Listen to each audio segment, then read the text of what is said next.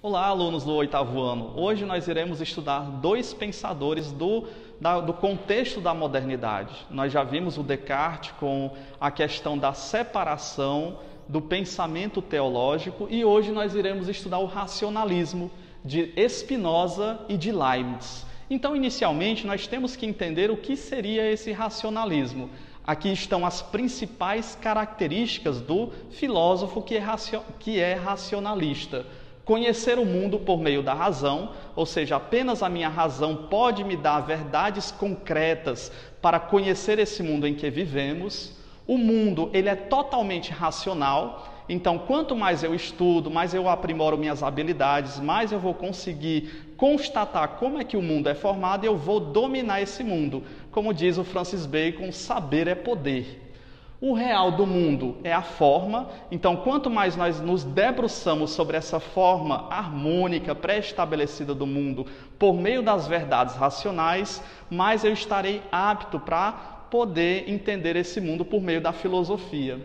O modelo de conhecimento adotado aqui não é mais o conhecimento dos textos sagrados, o conhecimento religioso, o conhecimento teológico dado pela Idade Média durante 1000 anos, mas eles supervalorizam a matemática. Professor, quer dizer que eles são ateus? Eles não acreditam mais no cristianismo? Não. Negativo.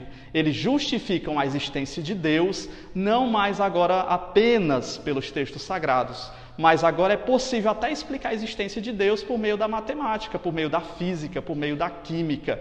Quanto mais racional for explicado essa multiplicidade do universo, mais existe provas da manifestação de Deus. E finalizando, o conhecimento é inato, ou seja, nós nascemos com esse conhecimento. É como se nós viéssemos ao mundo e já estivesse pré-estabelecido na nossa alma todo o conhecimento.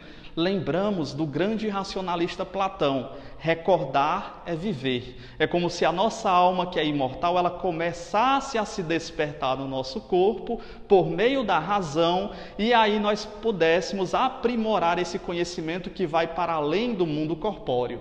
E aí nós temos o Spinoza, de 1632 a 1677. Vejam só, século XVII, a sociedade está passando por grandes transformações. O Spinoza nasce numa comunidade judaica, lembrando que todo judeu, desde a sua infância, ele sabe de cor e salteado o Pentateuco, os 5 primeiros livros da Bíblia. Então ele tem uma formação desde criança. Vocês que estão assistindo esse vídeo, a sua formação na sua idade, o Spinoza já sabia de cor e salteado, indo e voltando, pelo menos os 5 primeiros livros da Bíblia. Gênesis, Êxodo, Levítico, Números, Deuteronômio. Esses 5 livros. E aí ele vai perceber, olha, a ciência já avançou muito.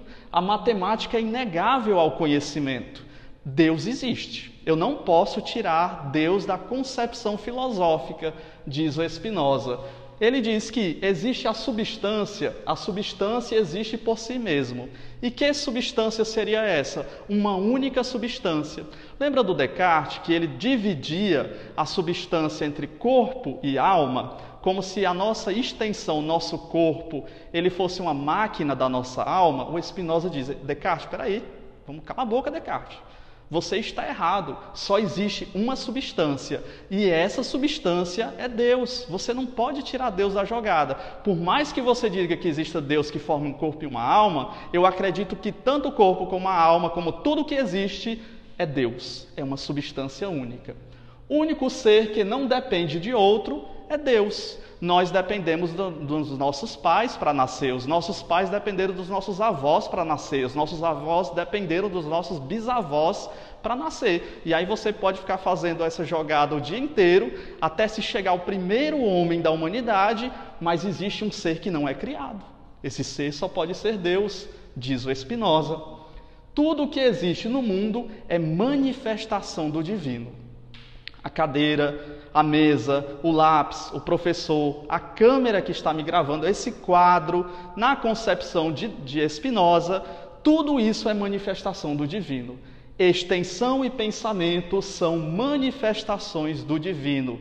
Tanto a extensão, que é o nosso corpo, é aquilo que se estende, né? O meu braço é a extensão do meu pensamento, como assim a minha moto ou um carro é a extensão das minhas pernas, porque esses veículos fazem com que eu ande mais rápido para determinado lugar.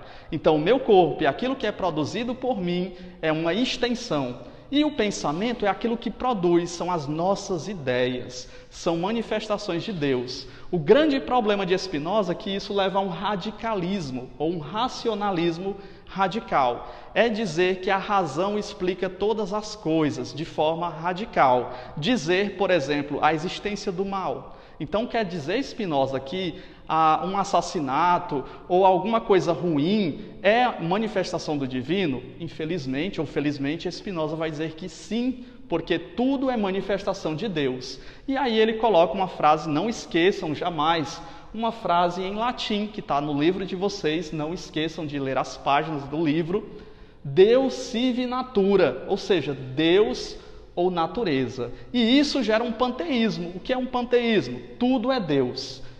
Todas as pessoas, todas as coisas, todos os seres, na concepção de Spinoza, é Deus. Toda a realidade é manifestação divina. Entender o mundo pela ordem geométrica. Então, eu só posso entender essa manifestação do divino ou Deus, do qual eu sou, você é, as coisas são através da ordem geométrica. E se a minha inteligência é Deus, eu posso aprimorar essa inteligência para conhecer esse ser divino, esse ser superior.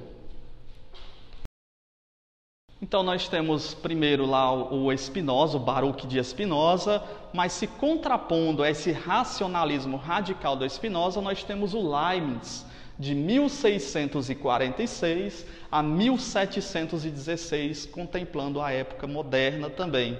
Os modernos que valorizavam a ciência, a matemática em cima de tudo e consideravam também a existência de Deus. Ele não acredita nas ideias do Spinoza e ele vai construir também as suas teorias racionais, já que ele é um racionalista. A sua filosofia está em dizer o seguinte: existem dois tipos de verdades. As verdades racionais, que elas são necessárias, e essas verdades racionais necessárias, como nós vimos lá no argumento de Spinoza, por exemplo, é a existência de Deus. Algo que não é criado por nada. Isso é necessário. Os anjos, Deus e também a matemática. A matemática, porque ela é universal a todos os seres humanos, ela é uma verdade necessária. Ela é uma verdade que ela permanece desde os tempos antigos até os nossos tempos e ela vale para todas as gerações. Até se você for numa comunidade indígena, o 2 mais 2 será 4. Em outro país, na Alemanha, 2 mais 2 serão 4. Isso serão as verdades racionais, as verdades necessárias. Elas não podem mudar. E já existem também as verdades contingentes, O contingente, ou de fato, uma verdade contingente ou de fato, elas são possíveis, mas elas são incertas. Vejam só, todos nós temos um nome de batismo, mas o nosso nome ele poderia ser outro, então ele não é necessário. Eu poderia me chamar João, Pedro, André, outro nome, assim como a cor do meu cabelo. Eu poderia dar essa aula com cabelo verde ou um cabelo azul. Então, é contingente, ele não é necessário essa determinada cor, um determinado nome, uma determinada coisa da qual eu qualifico. Esse adjetivo que eu qualifico pode ser de uma forma, mas pode ser de outra forma possível. Então, o princípio da razão suficiente. Aí vem-se a grande pergunta: se tudo é contingente, pode ser de uma coisa ou de outra, por que as coisas são do jeito que são? Por que o meu nome é Ricardo? Por que o seu nome, aluno, é o nome que você tem desde batismo? Aí o Leibniz vai criar a teoria do princípio da razão suficiente. Ou seja, tudo é determinado por algum motivo. Existia um motivo de nome de batismo para que sua mãe colocasse o seu nome desde a sua infância. Talvez uma pesquisa ou a junção do nome do pai com a mãe. Existe uma história, um contexto por trás. E isso ele chama de princípio da razão suficiente. E outra característica é a grande questão da filosofia. Além do homem querer buscar a felicidade, Outra indagação, será se somos livres? Será que podemos fazer todas as coisas que queremos? Será que podemos sair voando, comprando todas as coisas, viajando todos os dias, atendendo todos os nossos sonhos e anseios? Será que existe a liberdade? E aí o Leibniz vai dizer justamente o seguinte, que não, as nossas escolhas são pré-estabelecidas por Deus. E ele vai criar a mesma teoria dos filósofos antigos, procurando o arqué, o princípio de todas as coisas. Se nós tínhamos lá o Leucipo, o Demócrito, que acreditavam que tudo era gerado pelos átomos, constituído pelos átomos, que são as moléculas indivisíveis, nós vemos que ele cria uma nova forma, chamada de mônadas. Mônadas, não esqueçam desse nome. É o que o Leibniz vai dizer como o princípio que criou todas as coisas. Deus criou todas essas mônadas. E essas mônadas, elas foram constituindo o universo. Constituiu a árvore, a maçã, a banana, a melancia, você aluno, o caderno, a mesa, o professor, esse quadro, tudo é feito de mônadas que são criadas por Deus. E só existe uma mônada, aliás, formada por apenas uma só mônada, né? Mônada é apenas a nossa alma. Já que nós temos um corpo e uma alma, o nosso corpo é feito de diversas mônadas. O que está dentro do nosso corpo, que é a nossa alma, ela é feita só de uma mônada só. Eu vou até enviar uns slides interessantes para vocês, que aqui tem a figurinha de um desenho animado do Tom e Jerry.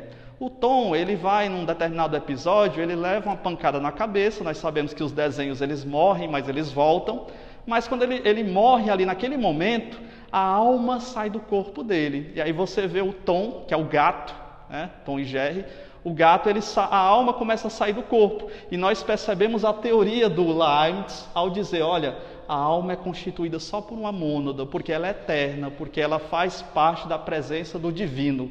E aí lá se vêm as grandes construções, aparece logo uma escada para que o Tom comece a ir para os céus, né? Por exemplo.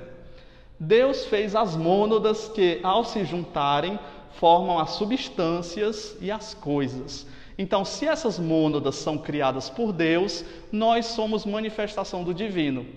A cadeira se vai se diferenciar de você, ou da caneta que você está escrevendo nesse momento, ou do óculos que você está utilizando, justamente porque Deus criou essas mônadas que constituem essas coisas, essas substâncias. Veja só como o pensamento de Leibniz não é que tudo é Deus. Na verdade, Deus criou as mônadas e das mônadas foram criadas todas as coisas.